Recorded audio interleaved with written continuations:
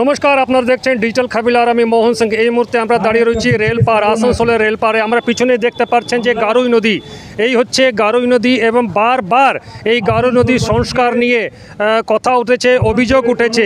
আমার ঠিক পিছনে আপনারা দেখতে পাচ্ছেন এইদিকে ধর্ণা মঞ্চ চলছে। এইদিকে আপনি দেখছেন ধর্ণা মঞ্চ চলছে, অর্থাৎ প্রাক্তন মেয়র জিতেন্দ্র তিওয়ারি ধর্ণা মঞ্চে এবং বিরোধী দলনেত্রী চৈতালি তিওয়ারি ধর্ণা মঞ্চে এবং বেশ কিছু কাউন্সিলররা রয়েছেন, তারা রীতিমতো ধর্ণা করছেন এবং তাদের অভিযোগ যে গারুই নদী বারবার সাফাইয়ের নামে টাকা নয় ছয় হচ্ছে, কিন্তু কাজের কাজ হচ্ছে না। বারবার বর্ষা এলে কিন্তু মানুষ দুর্যোগে পড়ছে এবং বেশ কিছু মানুষের প্রাণও হারিয়েছে তারা, কিন্তু কর্পোরেশন এই মেয়র এখনও অবধি কোনো এই স্থায়ী সমাধান করতে পারেনি, তাই তারা এসে এখানে বিক্ষোভ করছেন। কাজ শেষ, তারা ধরেই নিয়েছে যে গারুই নদীর সংস্কার করুক বা না করুক, আসানসোলের মানুষ তাদের কিছু করতে পারবে না। আলটিমেটলি বাধ্য হয়ে বারবার বলা সত্ত্বেও তাদের গন্ডালে চামড়া, তারা শুনে না। বাধ্য হয়ে আজ আমরা বিকেল 6টা অবধি এখানে ধর্নায় বসছি। এরপরেও যদি পদক্ষেপ না নেয়, এরপরেও যদি গারুই নদীর স্থায়ী সমাধান না হয়, তাহলে আগামী দিনে লাগাতার আন্দোলন, আসানসোলের মানুষকে নিয়ে লাগাতার আন্দোলন আমরা নামব। তো এই যে কর্পোরেশনের যে বৈধতা, এই বিষয়টা নিয়ে কীভাবে দেখছেন? কি বলবো, এরা যদি মানুষ নির্লজ্জ হয়, মানুষের ভোটে তো এরা জেতেনি, এরা তো লুট করে জিতেছে না। মানুষের ভোটে যদি জিততো তাহলে চিন্তা থাকতো যে মানুষ আমাদেরকে খারাপ ভাবতে পারে, মানুষ আমাদের উপর রুষ্ট হতে পারে, মানুষ আমাদের কাছ থেকে দূরে সরে যেতে পারে, তাহলে সে ভয়ে কাজ করতো। এখন তো জানে যে মানুষ তো ভোটে দরকার নেই, আমরা তো লুট করে জিতে নেবো, গুন্ডা বদমাস নিয়ে আসবো, বমগুলি চালাবো, ভোটে জিতে যাবো। যেহেতু মানুষের ভোটে তারা জিতে নেই, ন্যাচারালি মানুষের সুযোগ সুবিধা, মানুষের দুঃখ কষ্ট বেদনা নিয়ে তাদের কোনো মাথা ব্যথা নেই, তাই তারা বেপরোয়া হয়ে গেছে। মুখ্যমন্ত্রী বলছেন অবৈধ যে দখলদারি সে বন্ধ করতে হবে, কিন্তু দেখা যাচ্ছে আরে অবৈধভাবে তো আসানসোল কর্পোরেশনেই বসে আছে, আগে তাদেরকে বরখাস্ত করুন না। মুখ্যমন্ত্রী যদি অবৈধ কর্মকাণ্ড বন্ধ করতে চাইছেন, তাহলে আসানসোল কর্পোরেশনটা গঠনই হলো অবৈধভাবে, লুট করে গঠন হয়েছে, তাহলে তাদেরকে আগে সরান, তারপর তো এই যে আপনার যে এরা সবটাই আইবাস, কোনোটাই এরা করতে পারবে না। হকারদের জন্য একটা কম্প্রিহেন্সিভ এরা প্ল্যান বানাবে তো, যে হকারদেরকে কোথায় বসাবে, কিভাবে স্টল দেবে, একটা টাইম ফ্রেম করে, এটা সবটাই এটা আইওয়াস।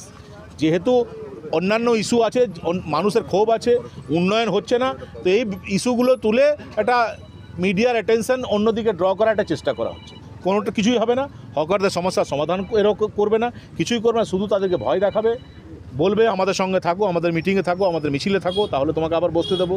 দুর্গাপূজা দেখাবে, কালী পূজা দেখাবে, ঈদ দেখাবে, বকরিদ দেখাবে, যা যেরকম আছে সেরকম থাকবে। এদের সদিচ্ছার অভাব, এরা করবে না। হকারদের সমস্যার স্থায়ী সমাধান এরা চায় না।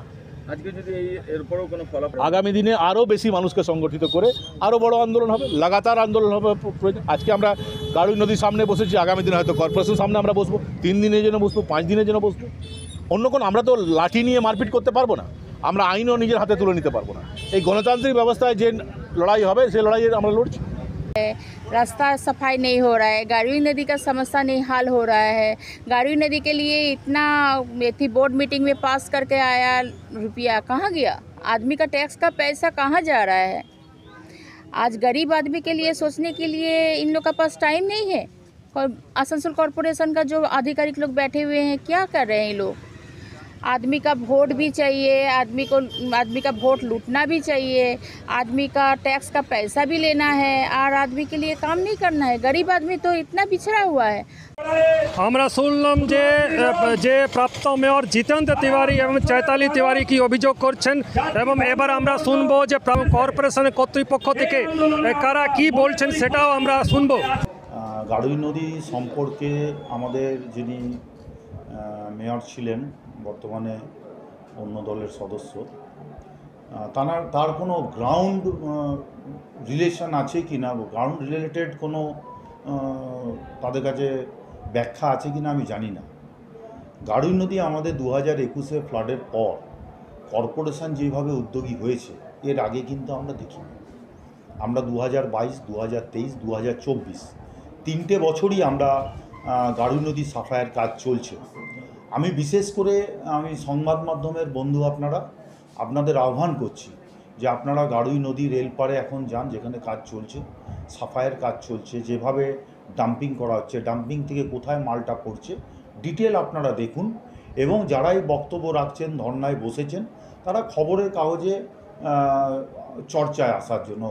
বাস্তবে মাটির সাথে তাদের কোনো যোগাযোগ নেই। আজকে আমরা তাদেরও বলবো যে আপনারাও একটা রাজনৈতিক দলের সাথে যুক্ত, সঠিক জায়গায় আপনার যদি সংগঠনের দুর্বলতা থাকে তাহলে এই জিনিসগুলো আসবে। আপনারা সঠিক মানুষের সাথে আসুন, মানুষের পাশে আসুন, তবেই গ্রাউন্ড রিয়েলিটিতে জানতে পারবেন। তারা অভিযোগ করছেন বারবার টেন্ডার হয়, টাকা নয় ছয় হয় এবং নিজেরাই যারা আছেন তারাই ভাগ বাটোয়ারা করে নেন। কী করবেন? এই অভিজ্ঞতাটা মাননীয় জিতেন্দ্রবাবুর আছে হয়তো, আমাদের কিন্তু যিনি মেয়র রয়েছেন, আমাদের যারা এমআইসিস রয়েছেন, তাদের এই অভিজ্ঞতা নেই। আমরা মানুষের সাথে মানুষের পাশে কাজ করার চেষ্টা করছি।